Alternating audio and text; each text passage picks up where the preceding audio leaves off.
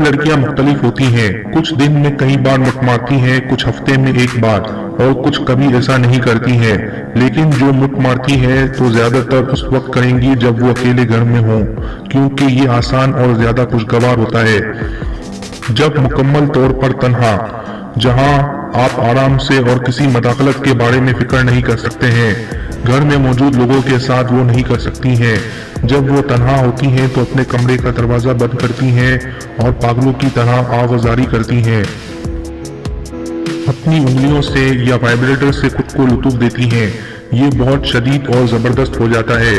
मर्द से ज़्यादा औरत को मुट मारने में मज़ा आती है, खासकर अगर वो किसी से मोहब्बत करती हों और उसका तस्वुर करते हुए उनको ज़्यादा लुत्फ मिलता है।